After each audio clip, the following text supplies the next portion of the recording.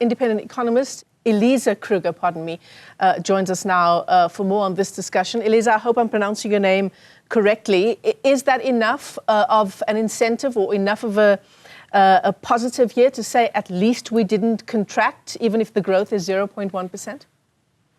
Good afternoon, Michelle. It's actually disappointing. It remains way too low for South Africa's needs and for our social economic challenges.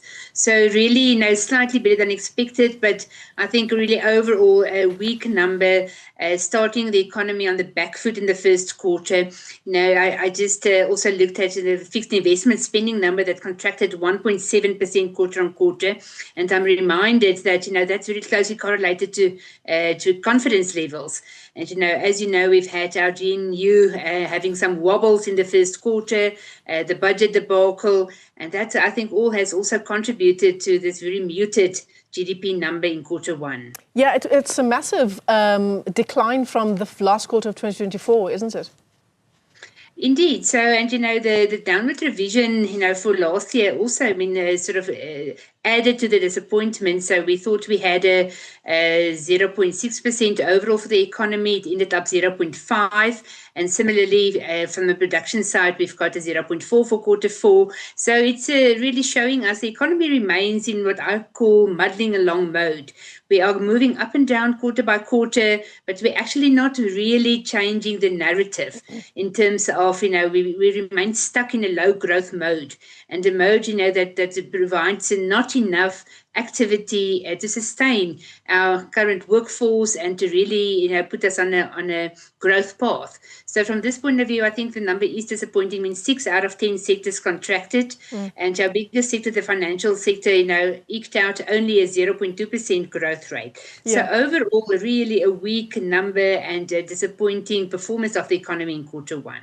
Yeah, absolutely. And, you talk about the disappointment going from Q4 to Q1 this year. Overall, our growth expectation for the next 3 years is incredibly low. Just remind us again about the growth that we need to ignite the economy, to create jobs, and where the forecasts are now, particularly where there's uncertainty around things like AGOA.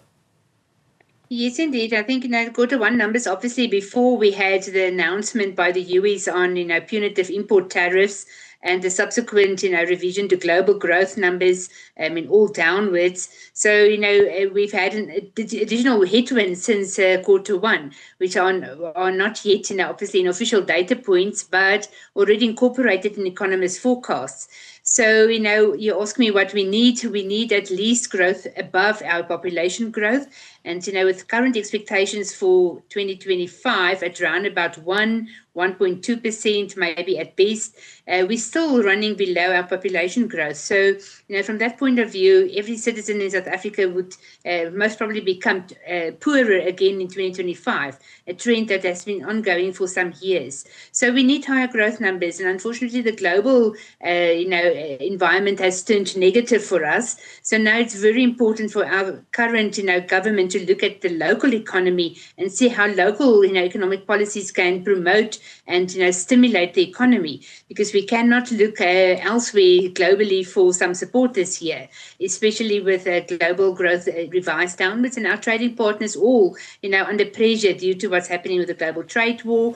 And from that point of view, focusing on our structural reform measures in South Africa is now of pertinent importance. Yeah, absolutely. Things like our ports and our rail infrastructure. It's a shame, isn't it? Because it feels like getting load shedding under control was actually a missed opportunity.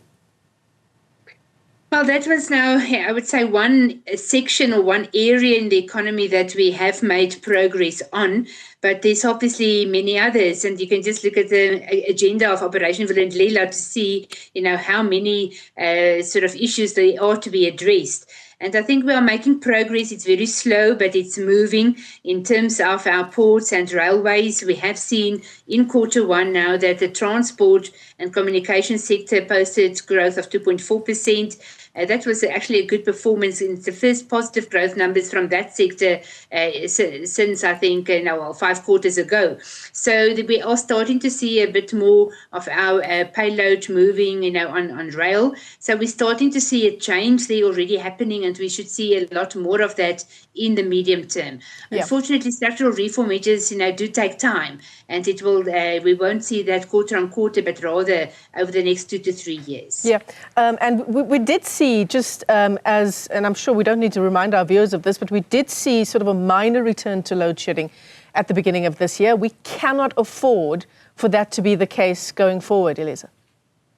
Absolutely. That remains, say, the base case that we do have energy to grow. If we do not have energy to grow, then obviously we do not have any prospect. So I think we are done, I hope, with the sort of punitive years of load shedding 22 and 23.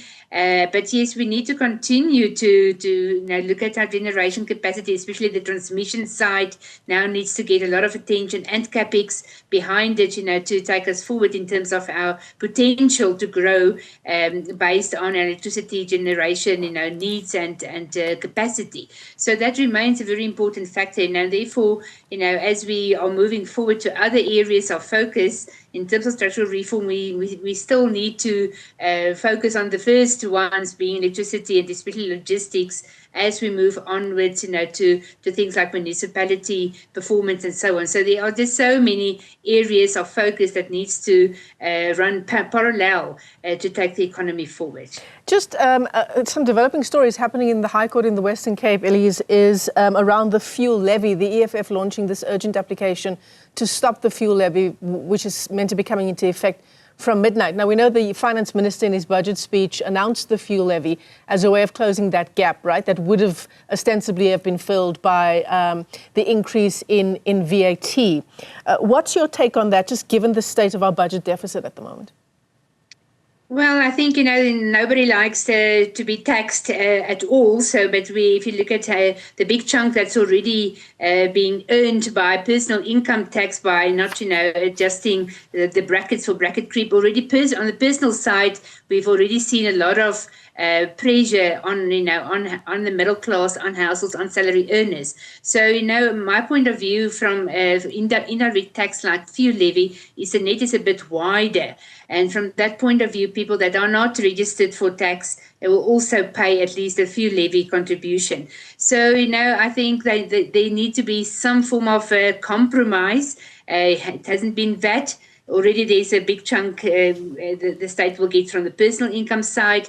So from that point of view, I think, fuel levy could be, a prudent way to earn some of those tax revenue that were lost by not doing the VAT increase. Yeah. So a bit of compromise, I think, it will probably go through. And, as a good form of indirect tax, I'm not against that. All right, Eloze Kruger, thanks so much for joining us. She's an independent economist as we continue to track a range of stories insofar as GDP is concerned, growth edging up ever so slightly, 0.1% in the first quarter.